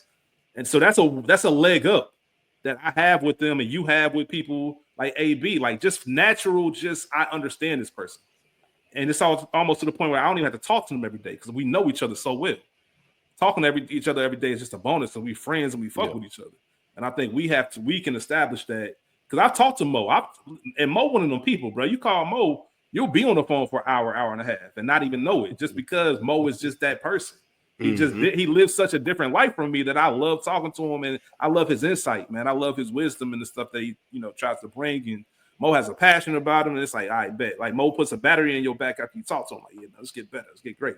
And he tell you everything you need to hear. You be like, I'll get to it. Yeah, and that's partly me too. I think people had it. You're right. Mo is that, and I ain't talked to Mo on the phone in a long time. But I think that's his perception that people have of me too. Like Luna, what Tro said it. Spike said, Portia said it last week. Nigga, you don't answer the phone. She said the same thing about me. And I'm like, and I told her, what's my response? People, right? People have gotten that ingrained in their head, and I don't receive a lot of phone calls now. Like, nigga text me because they know I'm gonna answer the text and tell you I'm recording or whatever I'm doing. But if you call me, I'm like, oh man, what's going on? Like, why? And that's what everybody, but with my mama, like even her. Sometimes I'm like, I'm gonna text her, let her know I'm doing something. But I need to get better in that because it shouldn't be that way at this age, especially with so many people that I love. That when we're talking about, like, even to go to a theme of the show, the best thing that you did this week, that was it for me. Like, I've talked on the phone more this week, and it made me feel good than I have in a long time. I called Jay. We talked and laughed about some shit. I ain't talked to Dro, I ain't talked to Poe in forever. Me and him talked on the phone for a minute and laughed about some shit. I talked to Scoops. We talked on the phone about 30 minutes and laughed about some shit. I talked to you about 2 weeks ago. We ain't talked on the phone this week. But I noticed, like you were saying earlier, Dro, I felt better. Like I felt like, damn, it was a cool conversation. Like we laughed. That's how, you know what I'm saying? Like I may have been thinking about something this way, and he told me this way. We just, even if it's just like random gossip, like it was enjoying to do, and I forgot what that felt like because I got it in my head that I hate talking on the phone when it shouldn't be that way. So yeah, that's gonna be one of the things that need to change that I'm working on too. But that's my favorite thing of the week and what I'm proud of for the week. Like, I made a purpose. Like, I think I called my dad and my mom and talked to them right back to back like this week. Like, I've talked to a lot of people that I love on the phone this week, and I won't never do that. Nah, that's dope. That's I know how that is. That's a big step. Make you feel good. Make you feel all warm. Make you feel good. Yeah, you do. You're like, oh shit, that was cool. Yeah. I was avoiding them phone calls, but that was cool. Yeah. Yep. And then I would say mine is this. You know what I mean? I've done some stuff like, as far as just making sure my diet's been right, been in the gym every day this week, the whole 9. getting myself back in the swing of things. But that whole gym example I used earlier, that I was talking about myself. Like, damn, nigga, you was on your shit. Like, people noticing, like, looking at you like, damn, bro, you've been at it. And then you let some time go by. Now you back to square one. I'm like, fuck, how you do that, Rich? It happens to the best of us, man. I just did the same thing, right? What you do, right? You just get back in there. You start from scratch, like Martin. Start from scratch. You know what I'm saying? And you keep it moving from there. But besides all that, man, it's just conversation. It's this conversation, man, because I don't think there's probably never been a successful team in anything where the top, the head, had yes men in it. Mm-mm. Like, I don't think that can exist. I don't think that's possible. And I would hate to ever be in a situation. I don't think that could ever happen to me because I wouldn't keep those people around. But to have people that wouldn't tell you, yo, you can do better. And that's the thing.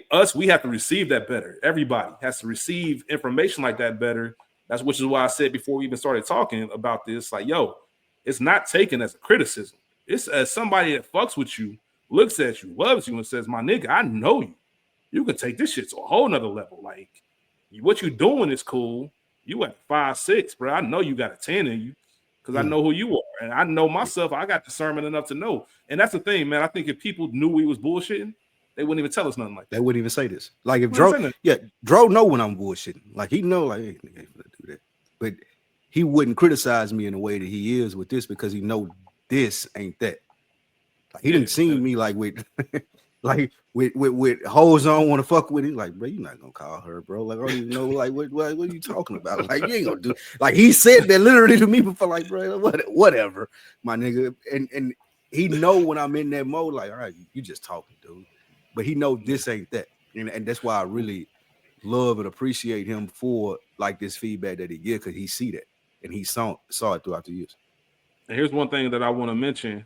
And we'll play Mo's message and we can end on this, unless y'all have more stuff to say. But Joe, for one, I appreciate you, man, like on some real, because that's needed. As we put together business plans and things like that, Spike, we also need to put together things as far as holding ourselves accountable for things like you just said, and making sure we're doing those small things on a day-to-day, even when it starts from talking to each other.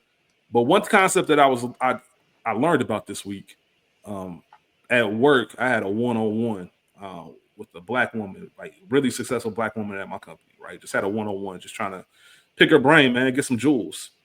And she talked to me about she has a concept called her board of trustees. And not like the companies, like her own personal life, like her life being a business, whether it's the business, like whether it's professional, personal, like she'll have a different set of board of trustees that she can reach out to. And they don't know about it, right? You know what I'm saying? Like, I don't know where she got. I'm sure it sounds like it came from somewhere. Okay, got you. Mm-hmm. So, exactly. And I was like, damn, that's a great thing. Because we've had people on this show, David, even somebody like Ken, like, you know what I mean? People that can be once every 3 months just checking in. Like, this is what I've been working on, because it keeps you accountable too. These are the books I've read. These are the projects I've been working on. Because you never want to have that meeting coming up and not have nothing to talk about. You know what I mean? Mm-hmm. So we've interacted and got a circle of some real great, genuine, solid people. So we can put that in effect. That's something I'm personally going to start doing and taking advantage of some of these connections, contacts, and everything else. Joe, you one of them people now, man. You somebody I'm going to just chop it up with on the random on some like, yeah, bro, like, what you got going on? This is what I've been up to. Just because from everything I learned about you in book one and even have a conversation with you, I understand what type of person you are, and everything's genuine, and we all need that in life. Not only that, we got my phone too, man. Yeah, and we got similar interests. I'm gonna send Rich your number. Yeah, do that, man. Because it's always cool, and that's one thing I'm cool. I think we talked about it on this book. I told the story about my homegirl once telling me about she met someone at the bar, like another woman. She met a woman at the bar on some like not like that, just on some like they chopped it up. Yeah, I ended up exchanging numbers, being friends, and she asked me like, I'm like, why? Like, why would you do that? She was like, what you mean? Like, you wouldn't? She said you wouldn't, like, if you met somebody, a dude at the bar and he seemed cool, you wouldn't exchange numbers. I said, well, for what? Like, that was so weird to me. But here you have situations like, yo, man, Joe, you a cool ass nigga, man. We could enhance each other's life on some real shit. Shit, let's stay in connection, man. Yeah, I did that. We was eating at a Thai restaurant, and this older white dude sitting next to me. He just kept on talking. He just kept on butting in our conversation. And then my wife was like, "He didn't get his phone number?" I'm like, "For what?" She said, "Exactly." She said, "That's how you build relationships." So I go back in there because he asked me what I did or what I was like. Yeah, I'm in the waste management space. Whatever. He was like, oh, "Okay, I do so and so and so and so." So when I went in there and gave him my information, he texted me before I made it out the parking lot, and his whole conversation was like, "Man, look, you're gonna make it. Keep on doing what you're doing. I started this company 10 years ago. I just paid for that 2026 truck out there cash. I pay one of my project managers $200 and some $1,000 a year. I pay another one $200 some $1,000 a year. I got all these contracts around here. You should think about doing this." I'm like, see, them small relationships that you would just brush off of people that's like, the universe put these people into your space, your vicinity for a reason. Mm-hmm. You have to be aware enough to capitalize on that and step out of your own way to like, all right, I'm about to call him. And then when I do go into this space that he was talking about, I'm going to call him back. Or I can hit him up and I can meet him at the restaurant we was at, and we can sit right there and further this conversation even more, because it's a reason why he felt like he needed to talk to me. Because I'm sitting right there with my family. He keep on talking. She's like, "Oh, he getting on my nerves." I'm like, "Shit, I'm enjoying the conversation." She's like, "Shit, he just talking. Like, it ain't bothering me none." But like that turned into being someone in my in my contact list who clearly is a multimillionaire, self-employed entrepreneur that started from nothing and built his business up, and then like motivated me to keep going. He's like, "Man, you gonna make it, man. Like, don't give up. Like, keep on doing that shit. Like, I know it get hard, and you know, stuff is test that you're gonna fail, but it's also test that's gonna make you stronger and make you better in the space that you are in. And if you ever need anything, reach out. I'm here for you." And over the past year, I've done that a dozen times. And each one of those relationships are with men that come from different backgrounds. They're in different spaces. They're not even Nashville natives. So they're like people that come from, a lot of people come from out of town here, excuse me, that are looking for people to connect with. I plan on doing that. The time left app where you sign up for the random dinner thing. I plan on doing that. I plan on doing that because it's like, man, I'm charismatic enough to be able to sit down with anybody and talk about anything. Like it ain't no joke that's off limits. Like I can sit right there and laugh about shit.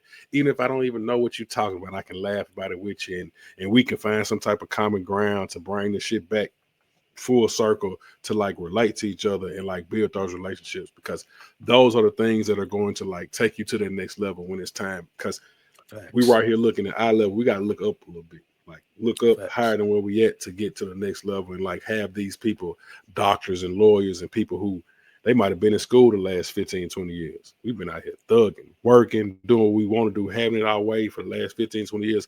They might look up to us and we looking at them like, damn, bro, you got it made. You know what I'm saying? Like shit going on. Look at this house. You got the shit going. He just paid what for this 2026 F-250? Damn. You know what I'm saying? Like he said, yeah, man. That's a thing that I challenge myself to do now.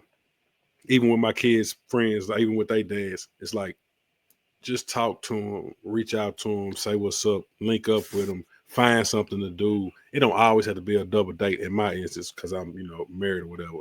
But it can be on some, hey, let's go out and watch the game. And it don't always have to be on some, we about to go have a drink. Like sometimes you don't got to go have a drink to go hang out with somebody. And a lot of times you lean toward that because it's like the icebreaker. Like, let's go drink a beer or something like it. But like, nah, shit, let's go play pickleball. You know what I'm saying? Like me and the homies about to go play pickleball. We got a court reserve. Pull up. We're going to do this for the next hour and a half. And like what Lou said, like on the golf course, like I got an old head from Kentucky. He about to give me some golf clubs. He said, "Oh, you want them?" I said, "Yeah." He said, "Man," I said, "Write the shit down, man, because you old, man. You fuck around, forget to bring me." He said, "Man, I ain't that goddamn old, man. I don't know who you talking about, man. I'm going to bring your golf clubs." I said, "I'm going to give it to you. He said, because I ain't gonna touch this shit. I ain't got time for that shit. I said, bring it to me. I'm gonna go to Ted Rose and I'm gonna get it in. We're gonna start taking trips to play golf. Playing golf. I swear to God, like that's one of the play. Like you're right. When you talking about, I don't want to go to the culture that we grew up in. I ain't trying to go to the club. I ain't trying to go like really even to a bar with my motherfucker. But like you said, that's such a spade to have in your back pocket when you be like, shit, let's go play golf. Like you finna spend 4 hours with a motherfucker. Like you ain't got no way up. Like you gotta talk about shit. You know what I'm saying? Like you gonna have to discuss business, personal life. You gonna get advice. You gonna give advice, and that's why like I've been trying to tell everybody in my circle. I've been telling you, Dro. Jay got a whole set of clubs sitting in his goddamn garage.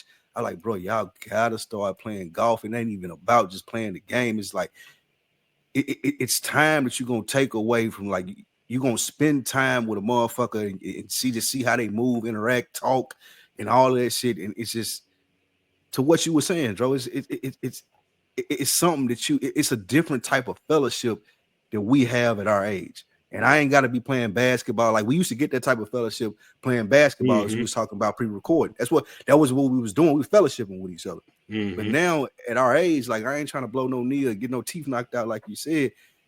Once you learn, and you ain't even got to learn to get good at it. You just got to learn to know what you're doing. Once you learn to know what you're doing, and you're able to go out there with somebody else that know what they doing, like by the time y'all on the second hole, y'all gonna be talking about life. It's gonna be like, damn, bro. And that's why I push it and keep saying it and talk about it so much amongst like on all these platforms that I'm on. Meet me in Vegas, man. Bring your clubs. Hey, learn to play by July. Let's do it. Let's get them clubs by July. And I'll take you out there and we're gonna go do it. I'm gonna tell you this because you ain't never been, but in July it's gonna be so hot in Vegas. You ain't gonna play. You ain't gonna golf is not what you want to be. Evening.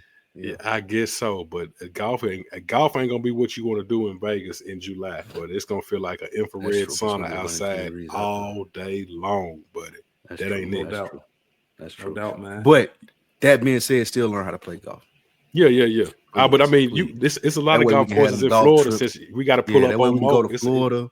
That way we can go to the Bahamas and play golf, and it ain't nothing where motherfucker ain't no guys trip. They don't think nothing going on. For the married people, it's like we finna go play golf. I don't know what else. Like we finna go play golf. So like, please learn to play golf, man. Yeah, we're going to Colombia to play golf. Yeah, man. Some dope courses. They got some dope courses over there, my guy. There's some dope courses over there, man. Like, hey, all you gotta do is pull up the shit. Look how beautiful that is, man. Hey, who you telling? Shit. Hey, man, this is I'm gonna play the Mo clip, man. It's for like 4 minutes, if I'm mistaken. I'm gonna play the whole thing though. Okay. Just because we about to wrap it up. Just want to say, and also because Mo's gonna address this in his clip. I had already been in the works, man. I'm gonna get Phil on the episode very soon. I already talked to him about it. I think it will be an incredible episode, Spike, to have Phil on, someone who's married, like intentionally married. Like I plan on getting married. I love my wife. He has 4 girls. You know what I mean? And not just because Phil gonna keep it honest. He ain't gonna tell you like you need to do this, but I would love to hear somebody have a conversation with you about maybe what are the things that he understands, and also here's some of the things you missing, bro. Here's some of the things that you ain't getting because you trying to do all this alone. And it could just be, it ain't about changing nobody's mind or nothing. I just think it would be a good conversation for people to hear, especially given that that's not a weekly thing anymore. Like I'm in the same situation you are, right? So that being said, I do want to clear up a perception before you play more clip. I'm not anti-marriage. I don't think that marriage is a bad thing, but there are a couple. I just ain't trying to consider nobody right now. Yeah, I just like myself. I don't know if it's a thing for me. Is all I was saying. Man, I ain't saying that it's like bad. That.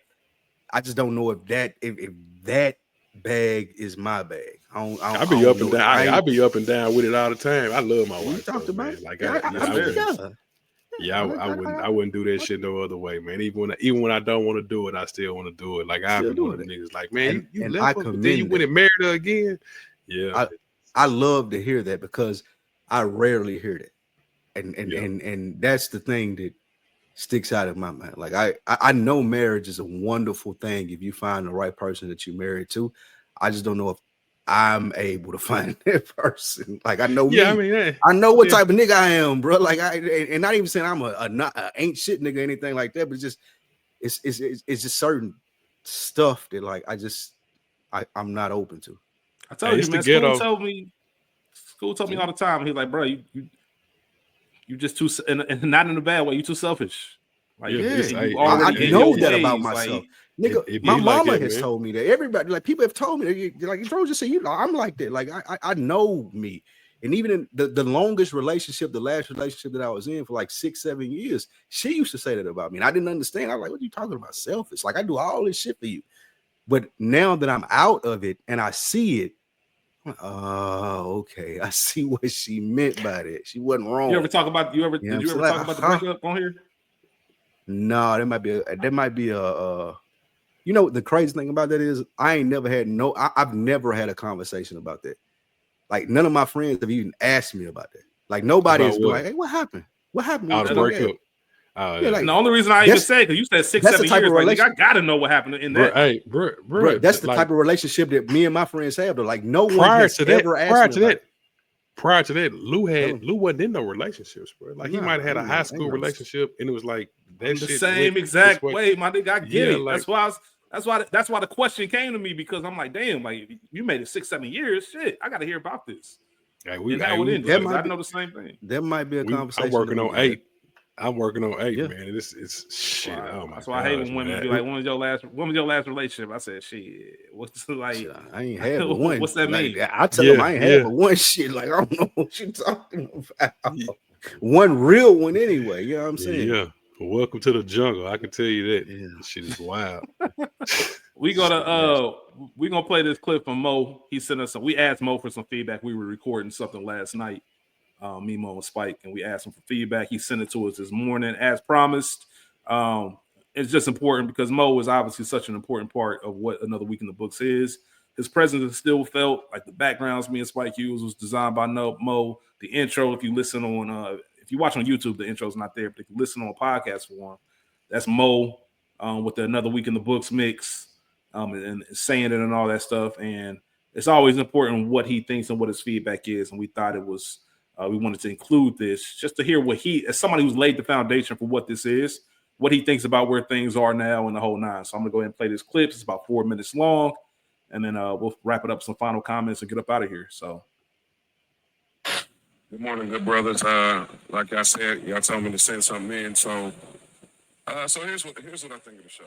I think, like I said, y'all excellent. Y'all podcasters, y'all do this. You know what I mean? So it's nothing in question when it comes to the ability, skills, and execution.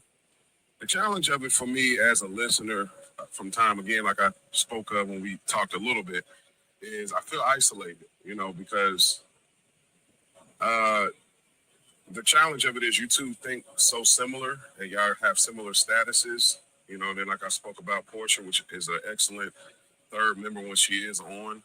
But y'all all kind of have similar thinking. Y'all may vary slightly because of maybe region or maybe experience with family, but the perspective, so it's like nobody really thinks different. And that, again, that ain't y'all fault. It's just like, this is how I think. So it's like, it's not that y'all don't challenge each other, because I think that y'all do, but it's I guess it's just, like I said, it's just hard when you don't have a totally different perspective or remotely different. So that's probably one of the challenges sometimes for me. And then also just, I think the vulnerability. I mean, everything ain't got to be a Debbie Downer. And I know that y'all just spoke to, with the loss of, your family member, your father, and as well as Chaz. So not to say that you're not willing to share, but there's this thing, y'all both are like really like high level performers and professionals. And it'd be nice to see y'all kind of in a flawed moment. It'd be okay to see y'all kind of embrace the feeling a little bit more. You know, that's obviously that's probably one of the things we've seen a lot on book one is just kind of embrace the feeling a little bit more. You know, I mean, y'all are saying the things and they work and they sound good, but the feeling sometimes is not there for me. It's like y'all know what to say, y'all know the feelings is real, y'all know how to establish what you're trying to get across in words, but sometimes the feeling isn't there. And so that's what I would say is just allow yourself to go there, feel it, be there, be imperfect in the moment, be flawed. It's okay.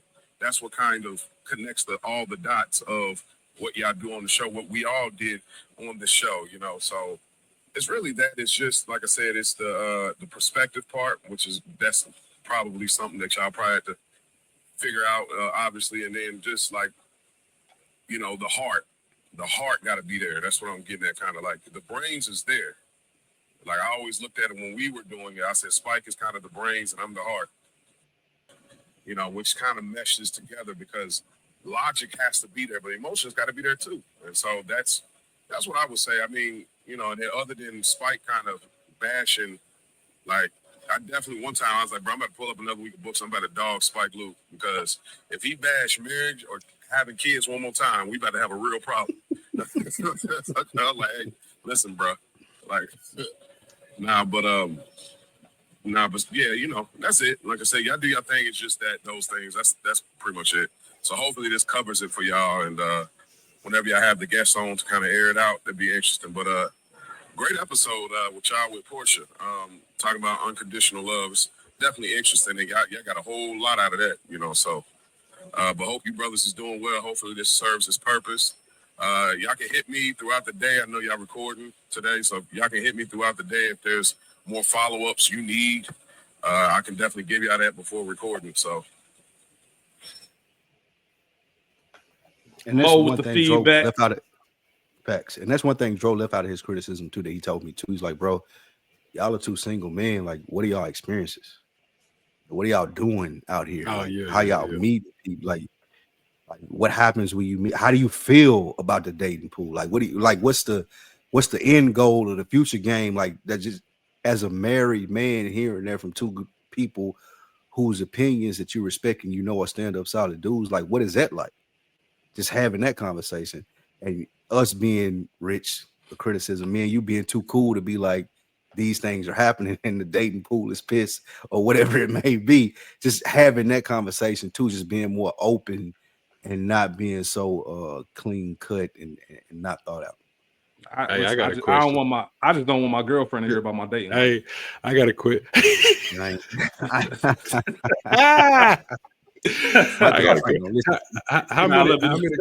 How many questions in before they ask you what your zodiac sign is? That's the thing too. That zodiac shit. I hear that's usually the first one or two questions. I don't want to say weirdo because people believe that, man. Of course, you're gonna hear this like, nigga, does she do the moons and all that? I personally don't understand it, but that is one of the questions that you get. What, or you might say something in particular, and it's like, hold on, what's your sign?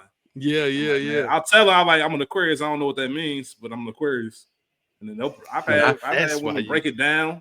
Yeah, break it all the way down. What time were you born? When I tell people I'm a Sagittarius, they say, "Oh yeah, that makes sense."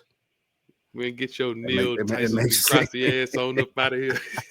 Yeah, I had a woman tell me like I don't like any Aquariuses, and I'm like, even me. She's like, I don't like you. Like, damn. She fuck with me. She's like, but I don't like you for real. Like, no, what she say? She said, I don't know any nice Aquarius. Mm-hmm. I'm like, shit, I'm nice all the time. She say, nah, you accommodating. She's like, you ain't nice. I'm like, all right, here we go. They got them zodiacs. I know the dating pool is flooded with that shit. Fucking astrologists and it's funny too when you listen to when you hear women talk about their dating experience. It is bad. Like I will say, like women will tell me about their dating experiences, and it's like the bar is low. That's why I can look like fucking Superman. Right, not just for women either. Like, men, like, the dating pool is pissed right now. Yeah, but shit, that's a whole nother topic. We'll talk about that more. Exactly. You single men need to get into that a little bit, man, because y'all stay talking about kids and marriage and shit. Something we ain't got no goddamn idea. Yeah, like y'all ain't got no idea about shit. I love having in-house. You feel what I'm saying? It's as scarce as it might be, at least it's there. Hey, she can tell me no 10 times. I'm going back for the 11th time. And I'm back again, my friend. He said, and I'm back again. Like I never left. Yeah. But nah, man, this was obviously, like I said, wanted to include Mo because everything you said, Mo, we hear you. Salute. Spike and myself are committed to making sure that we are taking this to the level it can go. I always say it, man. I would hate to anything in life. It doesn't have to be podcasting. Anything in life, I'd hate to end it and look back and say I didn't give it all. I'm always gonna be cool with the results when I know I put it all out there on the field. You know, let the chips fall where they may after that. But if it's the ones when I look back and say, man, I wish I'd have done this a little bit different. I wish I'd have done that. Those are the things that keep me up at night. And I think if I know Spike the way I know Spike, I think we are both have that same mindset and both committed to making this happen. And if we can't do it by ourselves, we're gonna need the Drows and the Sams and the Phils and the Chaz and the Barks and everybody else who we know are gonna hit us up on something. Yo, what's up? What y'all got going on? And Spike and myself are gonna keep each other. It's gonna take one of us. I was gonna say it's gonna take one of us to lap the other one. Yeah. One of us is gonna end up lapping the other one. Like Dro gonna hit me up one day, be like, "When the last time you talked to Rich?" I know Dro gonna do that. Like when y'all niggas said y'all was gonna talk every day. When the last time you talked to him? And so this is the turning point moment. You know what y'all can do, man? Y'all can. I said, I wonder if they don't do content because they don't like to be on camera. But now it's like, but these motherfuckers is on camera in your face every week. I said, that ain't it. So I said, you know what? They should do the no face get ready with me. Like do it from the neck down and just do the get ready with me. The no face get ready with me. You talk about a funny moment. I don't think I've seen that before. Like everybody want to show their face, but like you just do it from the face down. Hey, if you want to see my face, catch me over here on another week in the books. And boom, boom, do it like that. But you know, it's y'all got a good thing going, man. Just dig into your bag a little bit more, get out your way. Let the people, man. You should be on algorithms, man. Like y'all, like clip this shit up, and you know the takes. I don't care how outlandish or how on point it is, man. Put them takes on Instagram or put them on Facebook because it be some shit that people be saying out there to just be like, man, what the fuck are they talking about, man? Like how are these? how do they got 13,000 views on this bullshit that they spewing out of their mouth? And meanwhile, you know what I'm saying? My guys over here, like they dropping gems and shit and don't nobody hear it. You know what I'm saying? But the people who hear it, I gotta go try to say it verbatim. We're like, nah, you gotta go here because they nah, you can put that shit online, man. Y'all good enough. Y'all are better than good enough. If nobody has ever told y'all, like chop this shit up and put it on the internet, man. Get them views up. First assignment, man. By the time we record a week from today, there should be at least 2 or 3 clips on our IG page. Yeah, we need some clips, man. Clip it up. But even before then, I think the first assignment though is me and you having conversations. We talked about that. Yeah. We got Yeah. We're gonna do it, man. This is the turning point. This is the homework episode for book 2. This episode lived up to expectations, man. Dro, if I don't tell you enough, I love you, my brother. I appreciate you doing the things that you do. You're one of the few people in this world that can hold me accountable and I respect it. Like a lot of people I brush off and be like, man, nigga, shut up. But you not one of those people that I could do that to. And I love you for that. I think this episode held up the expectations as to these are the things, and moving forward, if y'all are for real about this, then these are the things that y'all need to address. And I do think that we got a solid starting point. And just like you said, Rich, cameras, you think about all these things you got to do. But the first thing we got to do is just talk on a daily basis. If not a daily basis, at least every other day. Nope. I'm already trying to get out. He trying to I'm already trying to get out. Yeah, man. That's how it starts. That's how it starts, Pick your phone up. That's how it starts, man. Daily basis. You said it. So yeah, I think that was one of the most solid things that came out of this. Like just Rich and I communicate more, just coming up with things that we need to talk about that that will relate to people, and also just getting in the algorithm and having people understand the conversations that we had. I think this was a revolutionary episode. I would compare this to the homework episode. I would compare this to when my man came on. Dro, what's my man that came on? It was, damn, I can't remember his name, but in good faith, he know who I'm talking about. With, damn, why can't I remember his name? Bald head. Which episode are you talking Darius, about? Yeah, Darius. I know that. I could not remember his name. I could not remember his name, and that's fault of me. I should be hitting him up on a consistent basis, and I don't. Hey, when I heard that, because I couldn't even remember his name. Lou, know this sticker right here. Like, yes, we went to go play golf. Like trustees, bro. Exactly. That should be one nigga that I talk to on a consistent basis, and I have not been doing that, and it shows because I couldn't even remember his name. But this is one of those episodes for me, and I'm glad, brother, that you was a part of it, Dro. And yeah, it's some stuff to work on and some checklists to get checked off by the next time we talk. Absolutely, man. That's chapter 28, Dro. We appreciate you, brother. Thank you for always making sure we're going to get the best out of what we do. For the bookworms out there, we appreciate the same, man. Hold us accountable. We on it, man. Show and prove time now. This is the turning point. Either things change or another week in the books doesn't exist anymore. Facts. I mean, those are the two options. Book club, y'all.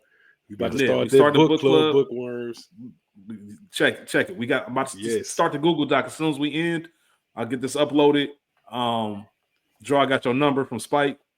We'll be in contact, man. We appreciate all y'all for real, man. Looking forward to all the future chapters. I got you, man. Looking forward to all the future chapters that we got, and we'll take it from there.